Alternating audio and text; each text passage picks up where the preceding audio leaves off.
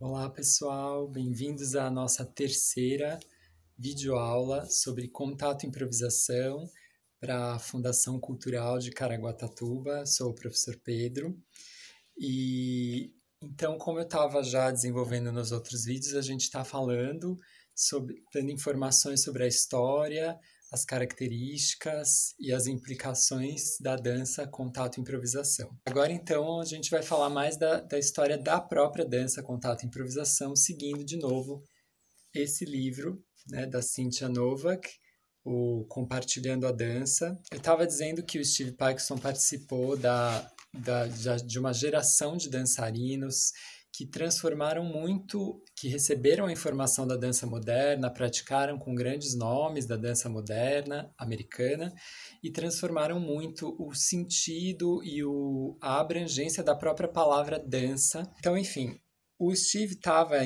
no começo dos anos 70 envolvido já no Grand Union, que é esse grupo bastante livre, bastante experimental, parecido com o Judson Dance Theatre. E lá no Grand Union, cada dançarino trazia diferentes temas, interesses, questões para pesquisar, e ele também já começou a pesquisar a relação do corpo com a gravidade. E um interesse dele, segundo ele mesmo me contou, já naquela época, era pensar como que o corpo conseguia sair do chão e voltar ao chão de muitas maneiras, sem ter que isso ser pensado. Então, como que o próprio corpo resolvia esse movimento de sair do chão, impulsionar para fora do chão e voltar ao chão sem se machucar. Então, ele estava interessado em olhar para esse movimento do sair do chão, voltar ao chão. E ele começou a desenvolver uma performance sozinho, um solo, com esse foco, que depois ele abandonou. Mas, junto com isso, então ele tinha esse interesse, ele também foi, ainda nos anos 60, isso já anos antes, final dos anos 60, aliás, meio dos anos 60, ele foi para o Japão em turnê com a companhia do Merce Cunningham, que eu já citei, que ele dançava nessa companhia no começo dos anos 60, e lá ele conheceu o Aikido, que é uma forma de arte marcial que também tem muitas maneiras de ir ao chão sem se machucar, fazendo um movimento circular e conseguindo absorver e amortecer impactos muito grandes, colisões muito grandes com o chão, quedas de alturas razoavelmente grandes e sem machucar. Então, o Aikido, usando sempre movimentos em espiral e circulares, consegue absorver o impacto e amortecer. E isso também interessou muito o Steve, e ele começou do Japão e depois nos Estados Unidos a praticar bastante o Aikido. Também ele se interessou no Aikido pelos momentos em que estava todo mundo treinando junto, no mesmo espaço, e ninguém batia em ninguém. Existia uma espécie de uma sensibilidade, uma inteligência coletiva que fazia as pessoas saberem onde estavam os outros corpos e não se colidir. Ele também começou a se interessar por esse saber do corpo, resolver situações perigosas, difíceis, com os reflexos, com a sensibilidade aguçada, com a adrenalina ativada. Então, daí, no começo dos anos 70, né, já trabalhando com o Grand Union, ele foi convidado a dar um workshop que fazia parte também de uma turnê, de um trabalho do Grand Union, numa faculdade, né, que chama Oberlin, no nordeste dos Estados Unidos. E lá ele começou a dividir com os alunos, com os participantes desse workshop, que nesse caso eram todos homens, era o mês de janeiro, começo de 72. Ele começou a dividir, então, essas informações do Aikido e esse interesse por ir e voltar ao chão e resolver como cair. E nisso ele também começou a trabalhar com as colisões. Outra coisa que ele também investigou nesse workshop, nessa oficina, foi a pequena dança, que é uma das características principais do trabalho do Paxton, que é uma proposta bem interessante, que ele percebeu que quando você ficar em pé, relaxando ao máximo possível os seus músculos e deixando só as tensões necessárias para se manter em pé, o corpo, ele se move sempre um pouco, ele não fica completamente estático, ele sempre está corrigindo os desequilíbrios, microdesequilíbrios. E ele chamou esses pequenos movimentos de pequena dança. Só que não é uma dança que você faz deliberadamente, mas que o corpo faz para se ajustar e dialogar com a gravidade.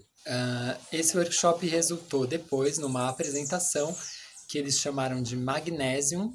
Essa performance interessou algumas pessoas que assistiram e essas pessoas convidaram o Paxton a continuar essa pesquisa e formaram um grupo então para investigar esse material por mais tempo. E isso resultou nas primeiras performances, ainda no final, ainda no meio de 72, as primeiras performances nomeadas como Contact Improvisation, contato improvisação na tradução mais corrente no Brasil, que são as performances em que eles apresentavam para o público os desdobramentos dessa primeira investigação que já tinha iniciado lá no Magnesium.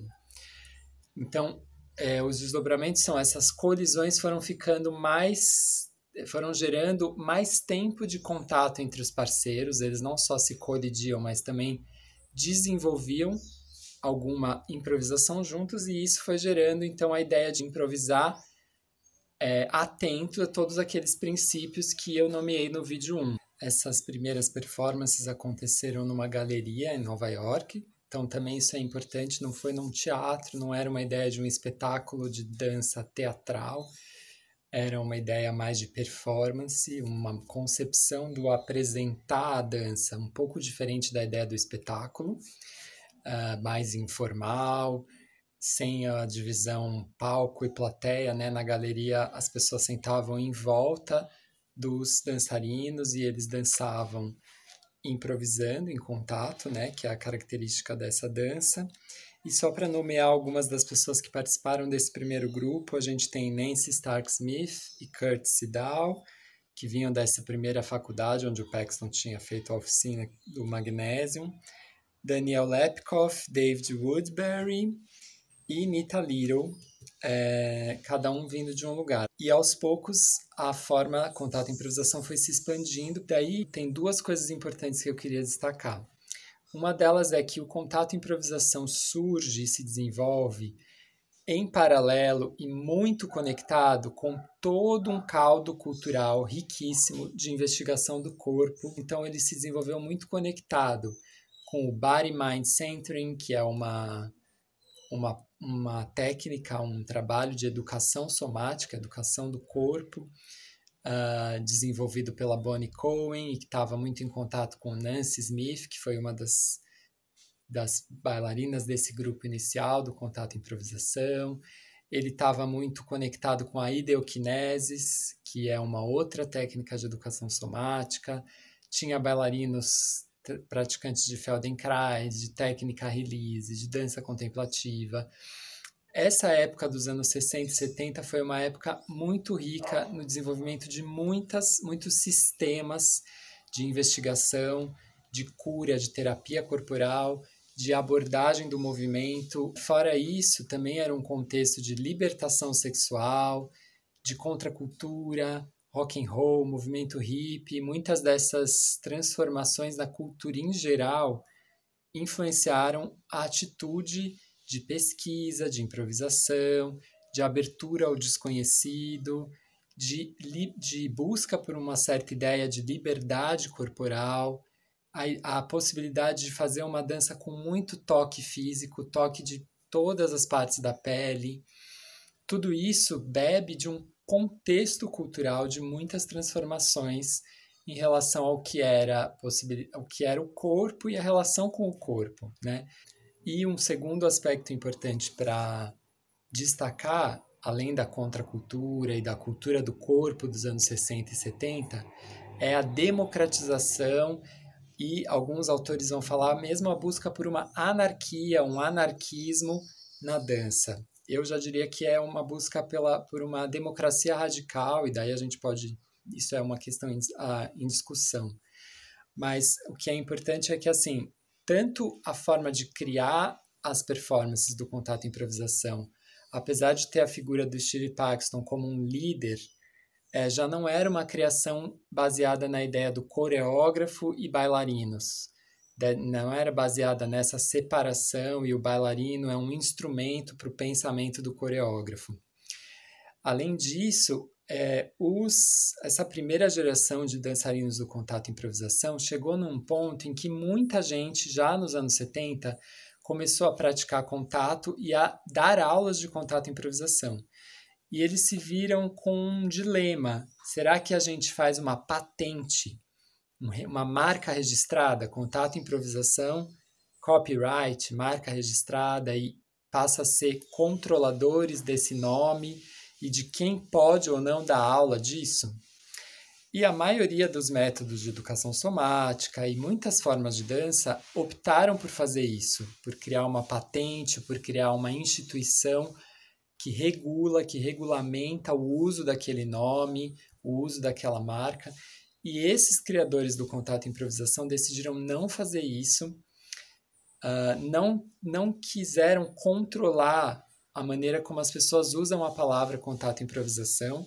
Eles preferiram investir na criação de uma revista, que primeiro era uma newsletter, era uma circulação de cartas, de textos, e depois se transformou numa revista, onde a informação sobre o contato seria difundida, as discussões seriam registradas por escrito, onde seria fomentada, né, a reflexão, o estudo sobre essa dança, para que as pessoas se qualificassem mais, entendessem mais as intenções, o desenvolvimento dessa dança, a história dela, o que está por trás.